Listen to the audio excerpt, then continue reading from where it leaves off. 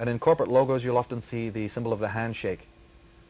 Just remember, when you see the symbol of the handshake used on TV or in a commercial, it has very important connections going back to Freemasonry, because the symbol of the handshake is of great significance there. And Masons refer to what they do as the craft. They are members of the craft. Mm-hmm. But then we have products and logos that we pick up every day that seem to bear the same name. We have politicians making what we call mudras, or sacred hand signals, because they belong to these secret societies. This is Bill Clinton making the sign where he raises the Apollo and the Mercury finger to signify to other brethren that of what's going on. I have Sam Giancana and people in the mafia. I have the mayor of New York and many personalities in the media using the same symbol. We just don't have time to show them all today. I noticed that after he was elected. Oh, yeah, sure. Hand symbols have been used. Churchill's V, Prince Charles, the royal family, all your prime ministers use them vehemently. Richard Nixon would use the V shape copiously. And this goes back. This is not something new. As we see George Washington here, that symbol that George Washington is making is the symbol of Baphomet, with the hands that are raised, one hand raised, one hand down, is actually the symbol of an occult god. So let it be known that America is very much steeped in symbolism.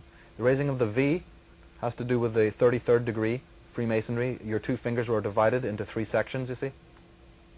And the 33rd degree has to do with Freemasonry. That's what that symbol originally comes from.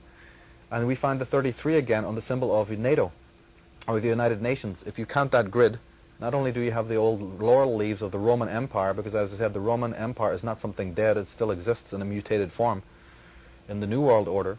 But if you count the sections of the grid in that encompasses the whole Earth, it has 33 compartments. 4 times 8 plus 1. Right, so the 33 are involved in controlling the structure of the world. Here we have the communist flag, the Soviet flag, and again, very familiar symbol, but not too many people have realized that these are Druidic symbols. The old story that the sickle represents the farmers and the hammer represents the shipyard is not quite the true story here. What you have here is the sickle is the symbol of the Druids, the symbol of the moon, and the silver sickle. The hammer is a specific kind of hammer. That's called a gavel, that is used by Freemasons. And the star is, of course, the occult star. Remember, anytime you see the star, it is taking what it is on to a higher level, to an etheric or magical principle. Pirates, for instance, use the symbol of the skull and the bones. This is another secret fraternity that exists throughout the world. And it's in America, in the Yale University. This lodge is called Lodge 322. And 322 has been long misunderstood. Actually, what it relates to is March 22nd, the first day of the spring equinox. That's good. And here we have John Kennedy speaking about secret fraternities. He says, the very word secrecy is repugnant in a free and open society, and we are, as a people, inherently and historically opposed to secret societies, to secret oaths, and to secret proceedings. We decided long ago that the danger of excessive and unwarranted concealment of pertinent facts far outweighed the danger which are cited to justify it. So on the very highest level of presidency and in this country, there is awareness that there are secret societies operating in the world. In fact, if that wasn't the case, why is it that the police have a group called the Criminal Conspiracies Division? The police actually have an investigative body called the Criminal Conspiracies Division, implying that there is such a thing as criminal conspiracy. Thomas Jefferson says, I really look with commiseration over the great body of my fellow citizens who, reading newspapers, live and die in the belief that they have known something of what has been passing in their times. So as I'm saying, we have to start gaining the symbolic literacy and begin to see through the veil of what's been going on. And Benjamin Disraeli, he was the first Hebrew Prime Minister of England, a man who spent his whole life trying to expose these groups.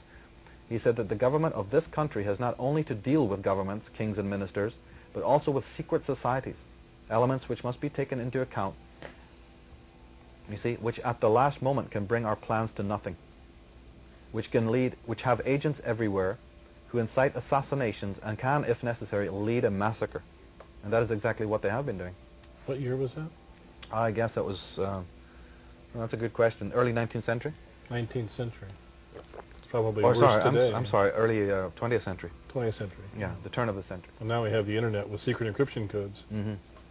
Here we have a wonderful statement way back in the 15th century by Sir Thomas More, and he says, "Everywhere do I perceive a certain conspiracy of rich men seeking their own advantage under that name and pretext of the Commonwealth."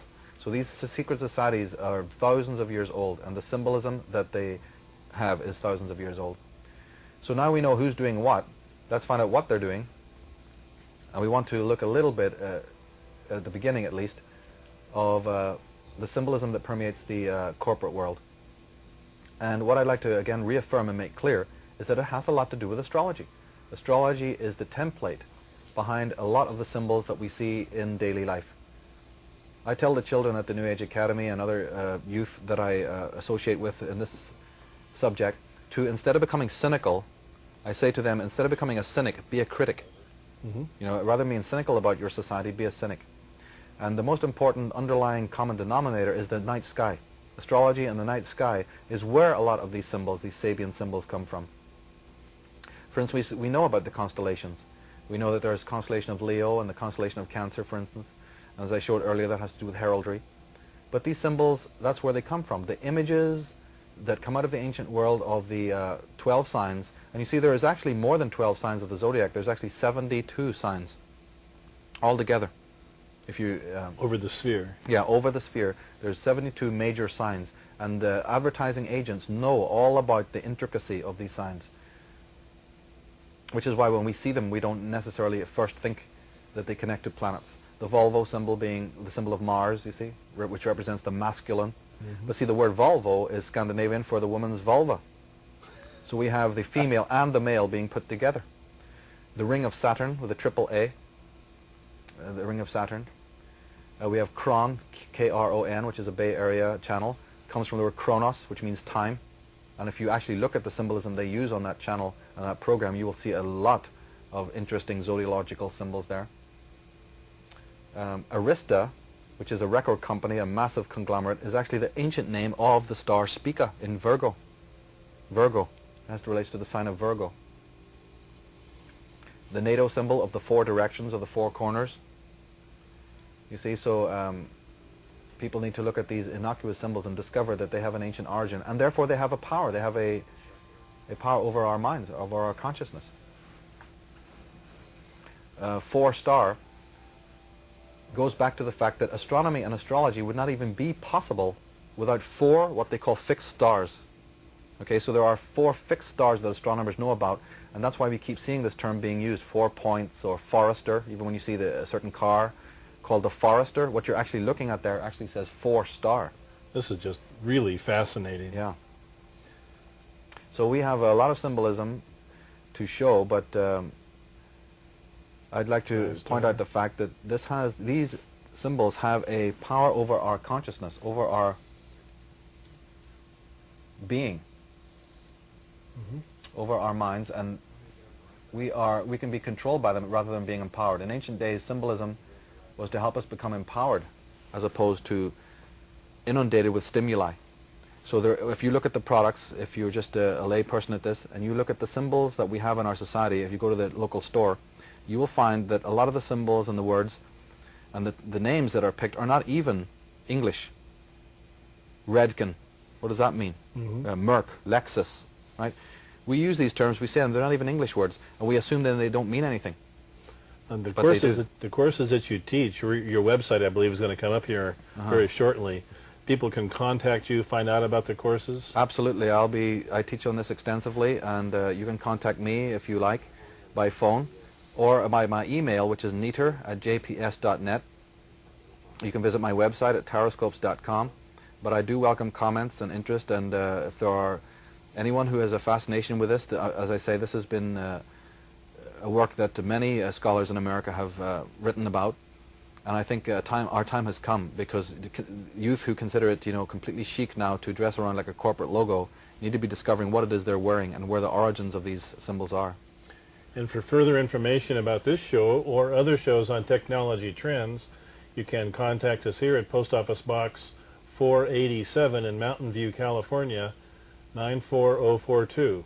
Post Office Box 487, Mountain View, California, 94042. Well, to conclude this segment of the show, I'd like to say that the symbols seem to have a power that's in our consciousness, and it's the application of those symbols we have to watch out for. Yeah. The symbol by itself is neither positive nor Absolutely. negative. I'm very glad you brought that out again. It has to do with the fact that communication by words is very recent in the phylogenetic advent of human race. Okay. But symbolic communication is very ancient. And we need to become literate again, because there's a lot of enrichment and empowerment in that, Okay. especially for the youth. Very good. Thank you very much, Michael Tsarion, and thank you for being with us here on Technology Trends. It's a pleasure. Thank you.